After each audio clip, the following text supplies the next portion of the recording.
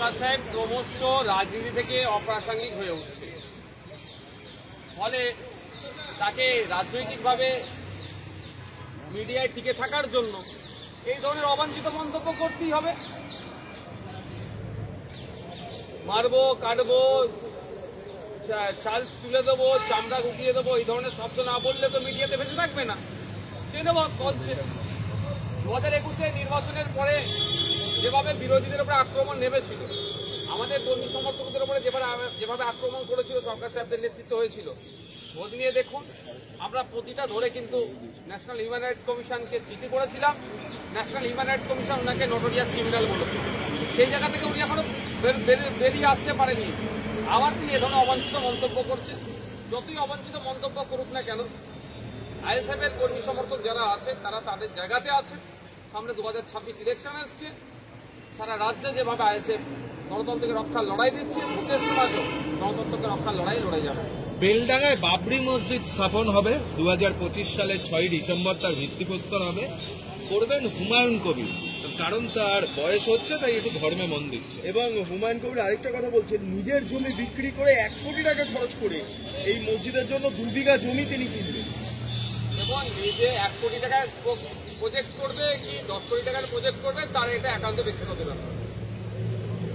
এবার মসজিদের নামকরণ কেউ বাবার নামেও করতে পারেন, কেউ ইসলামিক স্কলারদের নামেও করেন, কেউ এলাকার নামেও করেন, বিভিন্নভাবে করেন। হুমায়ুন কবির সাহেব এখন দেখবেন ইদানিংকালে মিডিয়ায় ভেসে থাকতে চাইছেন, সেই জন্য হয়তো নামটা তিনি ক্যাচি নাম হিসাবে নিয়েছেন। অবশ্যই বাবরির সাথে যে অন্যায় হয়েছে সেটা সকলেই জানে। সেটাকে মানুষের মধ্যে টিকিয়ে রাখার জন্য, মানুষের মনের মধ্যে রাখার জন্য হয়তো তিনি এই প্রস্তাব রেখেছেন। তবে পরিশেষে বলবো, এরা হচ্ছে রাজনীতিটা এদের কাছে সব থেকে বড় জিনিস।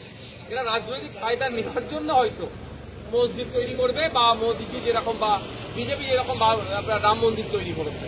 মানে এই যে রাজ্যে সমস্ত ইস্যু ছেড়ে দিয়ে বিজেপি দেখা যাচ্ছে যে তারা হিন্দু মুসলিম তৃণমূল কংগ্রেসের বিধায়কদেরকে কেউ এই যে মসজিদ তৈরি করবেন, এই সমস্ত রাজ্যে কি এখন একমাত্র ধর্মই পলিটিক্সের আধার?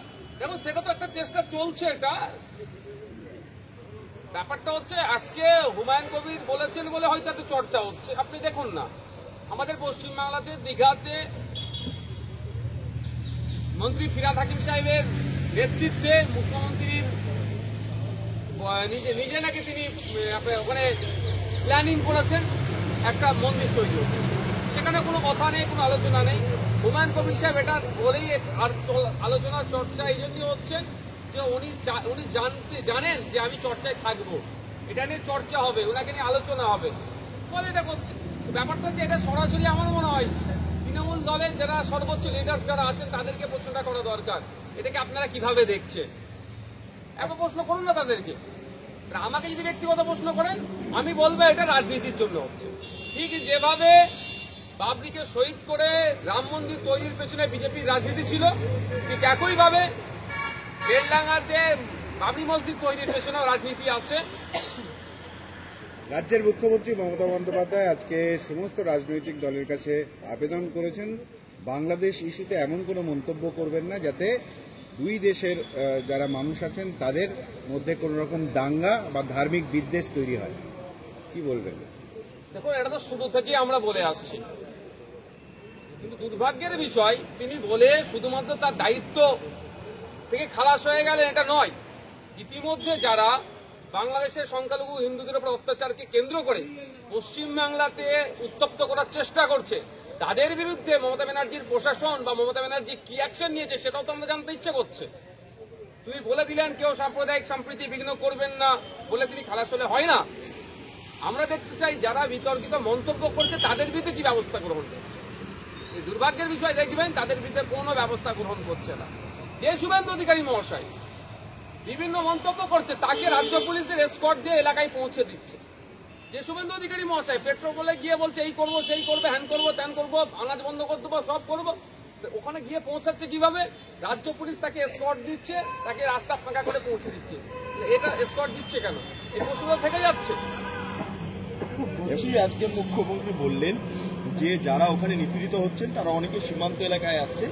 আমাদের কোনো আপত্তি নেই ভেতরে প্রবেশ করানোর ক্ষেত্রে, কিন্তু এটা সম্পূর্ণটাই নির্ভর করছে বিএসএফ এর উপর।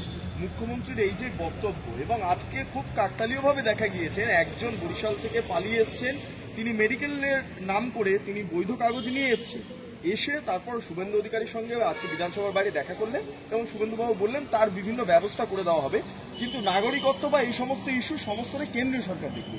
এই দুটো প্রেক্ষাপট আজকে বিধানসভার মধ্যে ঘটলো, কিভাবে দেখছেন? দেখুন, আমি আমার বিধানসভার মধ্যে যখন মুখ্যমন্ত্রী কথা বললেন আমি ওটা নোট ডাউন করেও রেখেছি যে এখানে আসলে আমাদের কোনো আপত্তি নেই, এটা গভর্নমেন্ট অফ ইন্ডিয়ার ব্যাপার। এরকম ভাবে তো বলা যায় না যে সিএ যেটাই করেছে সেটাও কিন্তু লাস্ট স্টাম্প মেরে দিয়েছে 2014 আগে ধর্মীয় কারণে যারা নিপীড়িত হবে, মুসলিম ছাড়া অন্য অনেক কথা বলেছেন, তাদেরকে নাগরিকত্ব দেবে। আর এটা 2024। শুভেন্দু বাবুদেরকে প্রশ্ন করবেন, মমতা ব্যানার্জিকে প্রশ্ন করা দরকার। তাহলে কি আপনারা সিএর আবার অ্যামেন্ডমেন্ট করবেন? সেটা জানার বিষয় আছে। শুধুমাত্র নিয়ে আসলো, কেউ নিয়ে এসে এখানে বলে দিল উনি বরিশাল থেকে এসছে, উনার এই হয়েছে সেন হয়েছে। আমার মনে হয় এগুলো ফুটেজ ছাড়া আর কিছু হচ্ছে না। অ্যাকচুয়াল উনি বরিশাল থেকে এসছেন না বিহালা থেকে এসছেন, তার কাগজপত্রগুলো অন্তত একবার দেখার দরকার ছিল, 1 নম্বর। দ্বিতীয় কথা আমি বলছি, এখানে যেভাবে এখানকার সংখ্যাগুরুরা বাংলাদেশের সংখ্যালঘুদেরকে নিয়ে, অবশ্যই আমরাও চিন্তিত, সংখ্যাগুরুরাও চিন্তিত বাংলাদেশের সংখ্যালঘু হিন্দুদের জন্য, কিন্তু যেভাবে আর একটা আলাদা সাম্প্রদায়িক বাতাবরণ করার চেষ্টা করছে, আমার মনে হয় বাংলাদেশের হিন্দু ভাইদের এর জন্য আরো বেশি চাপে পড়বে। এখানে যদি আমাদের ভারতবর্ষের পশ্চিমবাংলার সংখ্যাগুরুরা পজিটিভ ভূমিকা পালন করে, তাহলে বাংলাদেশের সংখ্যাগুরুদেরকে আমরা সেই বার্তা দিতে পারবো। কিন্তু দুর্ভাগ্যের বিষয় তা না করে গরিবের সে আবার দিনের শেষে গরিবের পেটে হাত দেওয়ার চেষ্টা করছে। কি বলছে? আনাজ বন্ধ করে দেবো। কই আদানি যে ইলেকট্রিক পাঠাচ্ছে সেটা বন্ধ করে বাংলাদেশকে অন্ধ করে রাখবে, এটা বলতে পারছে না কেন? কেউ বলছে না। এর দিকে কারো কথা বলতে, পেঁয়াজ যাচ্ছে, কে পেঁয়াজ করে? শ্রমজীবী মানুষ, চাষি ভুষি মানুষ উৎপাদিত পেঁয়াজ বাংলাদেশে গেলে 2 পয়সা আসবে, ডলারে ঢুকবে, আমাদের কৃষকরা উপকৃত হবে, ওখানে আটকাও। কিন্তু আদানি যেভাবে বিদ্যুৎ দিচ্ছে সেটা যদি বন্ধ করে দেয়, হয়তো বাংলাদেশ অন্ধকারে থাকবে, সেটা আটকানোর কথা বলছে না। দিনের শেষে আবারও বলছি, এগুলো টোটাল পলিটিক্স হচ্ছে। এই পলিটিক্সের শিকার হচ্ছে বাংলাদেশের সংখ্যালঘুরা, পশ্চিমবাংলার ভারতবর্ষের সংখ্যালঘুরা। শেখ